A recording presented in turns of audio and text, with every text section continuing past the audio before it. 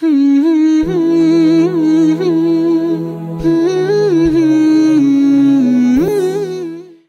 kita sudah membahas bahwasanya hasanah itu tidak ada kaitannya dengan urusan dunia. Tidak ada kaitannya dengan urusan dunia. Itu kata hasanah yang kita dapatkan pada doa yang paling sering disebutkan Nabi dalam riwayatnya Anas bin Malik. Rabbana atina fid dunya hasanah wa fil akhirati hasanah. Dan kita sempat memaparkan dan menjabarkan apa perbedaan antara dunia dengan rezeki. Karena hakikatnya kata hasanah yang kita sebutkan pada doa Rabbana atina fid dunya hasanah, maka makna yang paling dekat dan makna yang paling arjah, makna yang paling kuat di dalam doa hasanah itu artinya adalah rezeki yang bukan bersifat kepada urusan duniawi. Dan kita sudah membahas apa perbedaan dunia dengan rezeki. Sekarang mari kita terangkan. Hasanah itu sebenarnya artinya apa kalau dia bukan dunia? Para mufassirun atau para ahlul ilmi mereka mengatakan dan menjabarkan.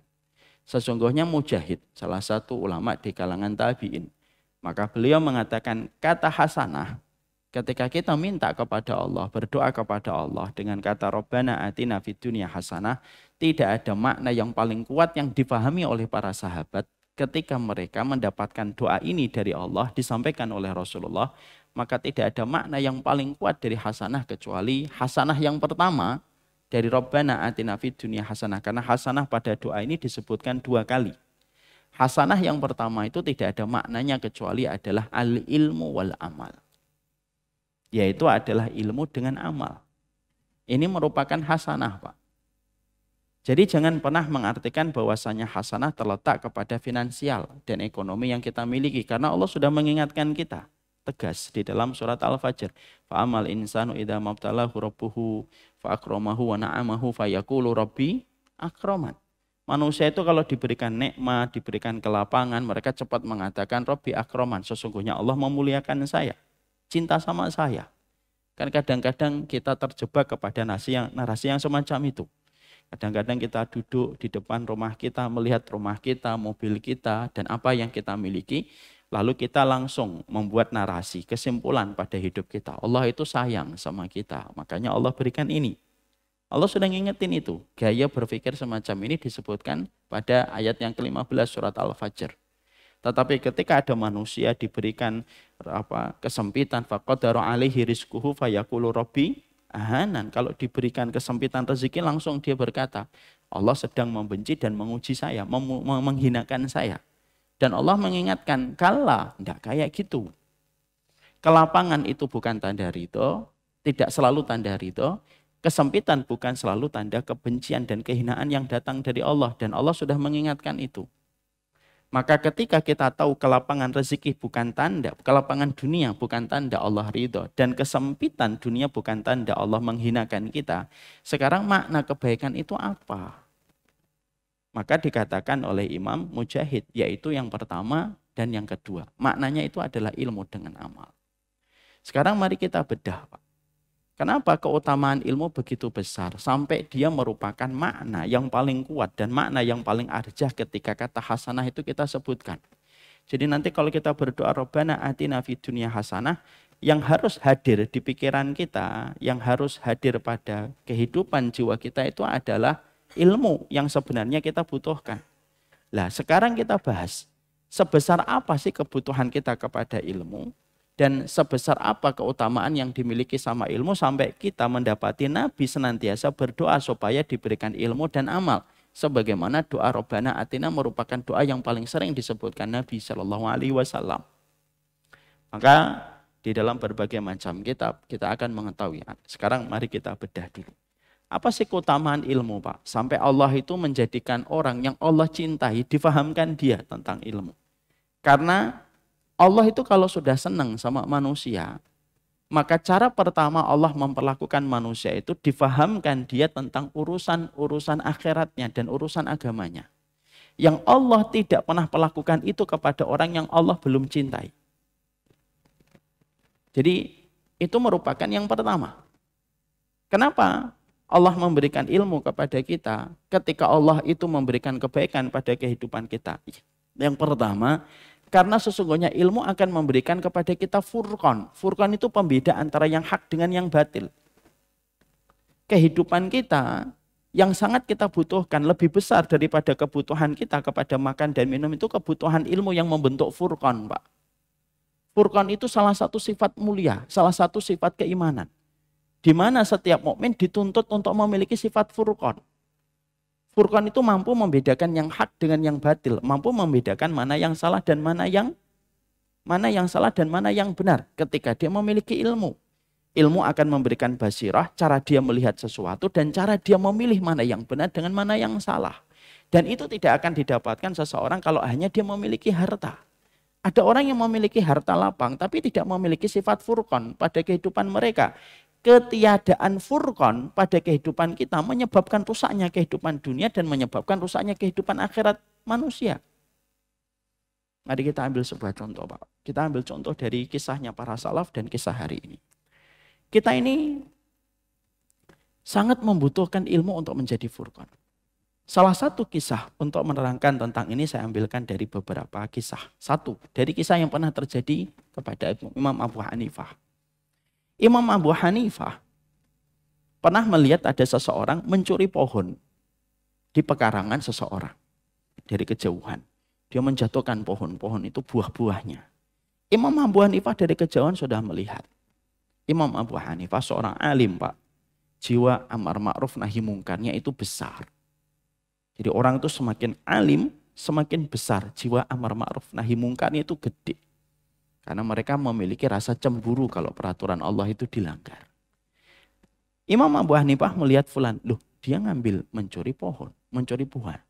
Dikejar sama Imam Abu Hanifah. Orang itu jalannya cepat. Imam Abu Hanifah mencoba untuk menyusulnya. Sampai orang tersebut bersama dengan buah yang dia miliki tiba-tiba di hadapan orang yang mencuri buah itu ada pengemis di pinggir jalan. Diberikanlah buah-buah itu sebagian kepada pengemis tersebut.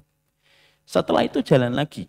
Imam Abu Hanifah kaget. Loh, buah dicuri lalu disedekahkan kepada fakir miskin.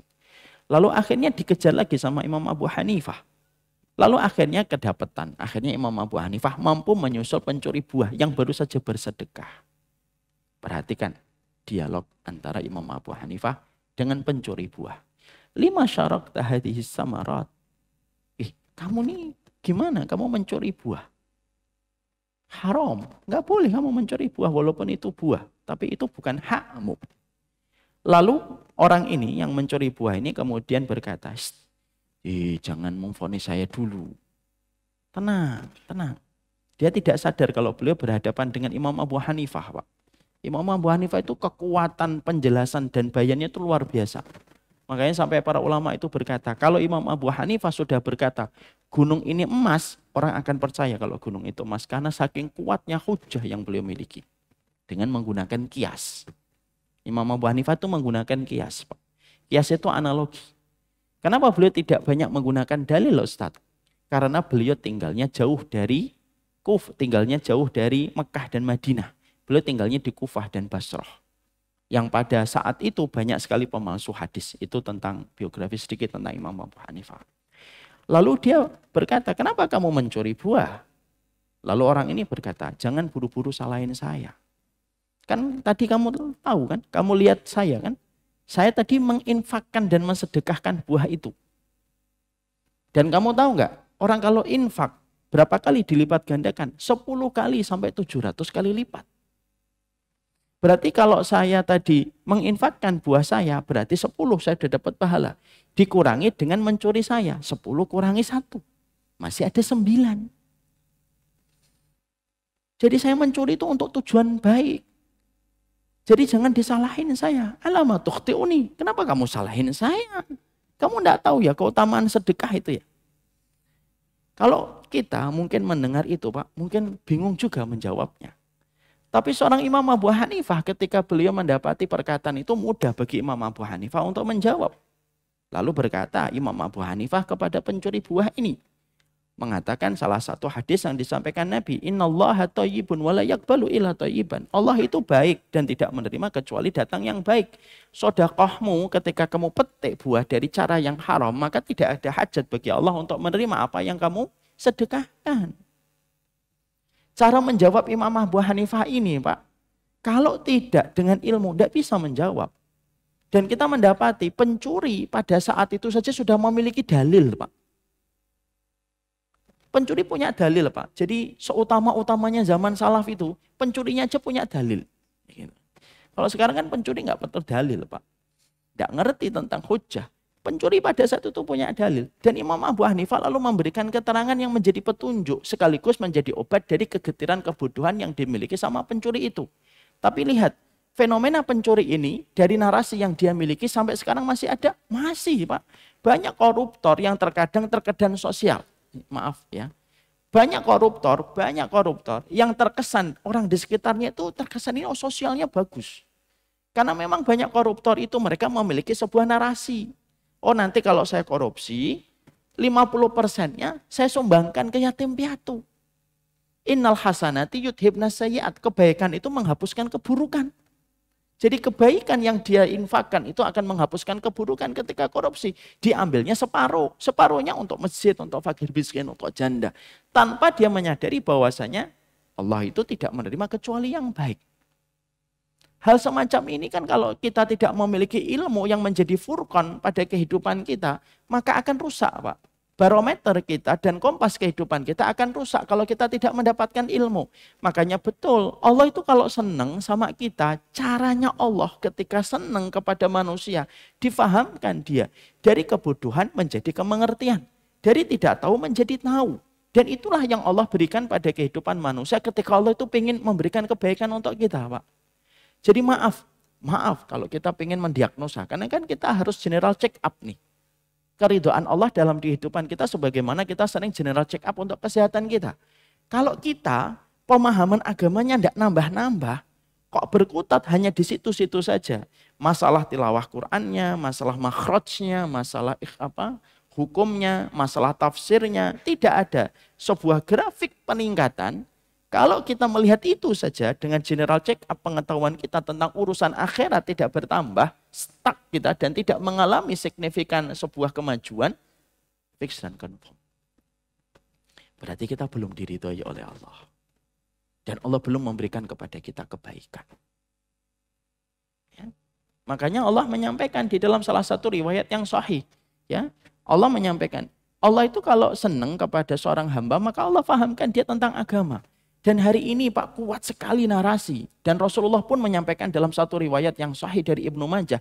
Hari ini peperangan lidah itu lebih tajam dari peperangan alat senjata.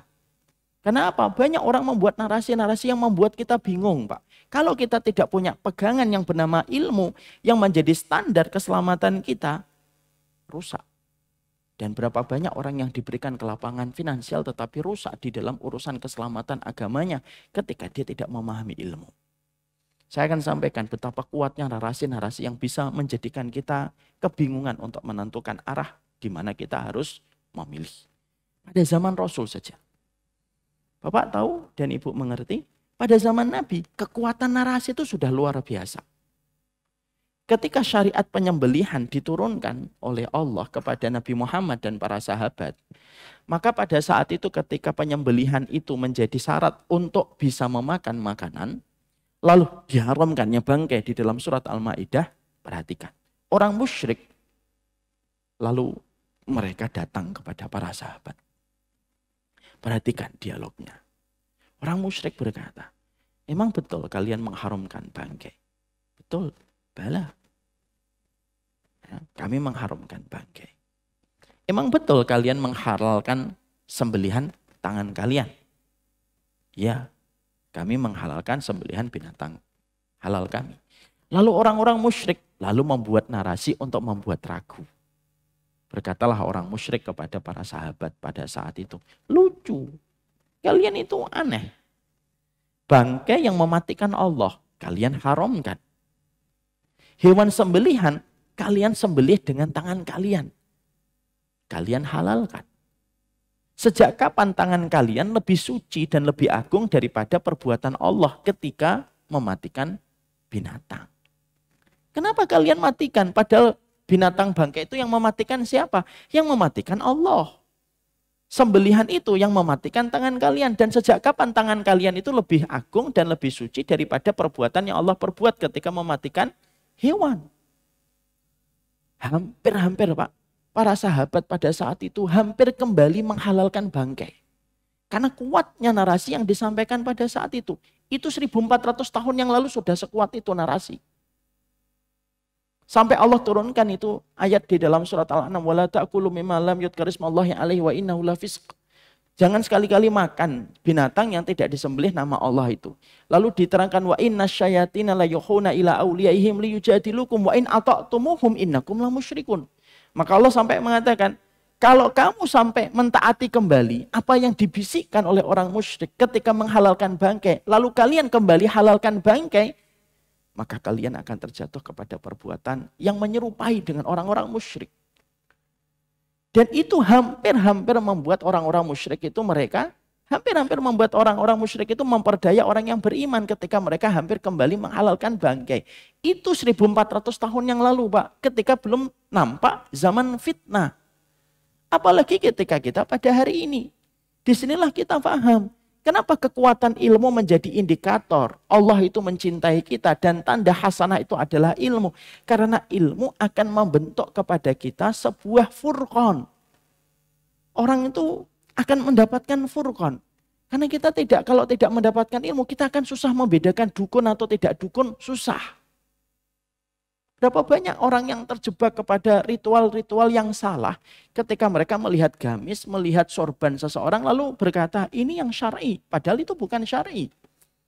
Berapa banyak orang yang berkata dengan narasi-narasi yang terus dibangun seakan-akan angin surga, tetapi di dalamnya itu merupakan perangkap menuju ke neraka yang dibenci oleh Allah. Dan itu banyak. Sebagaimana narasi hari ini, yang penting baik, yang penting baik, yang penting baik. Tidak peduli apakah benar ataukah tidak. Pokoknya yang penting baik. Seakan-akan itu kalimat surga Pak. Tapi itu kalimat kalau kita tidak waspadai, itu kalimat yang bisa menjerumuskan kita untuk menolak kebenaran. Atas nama kebaikan.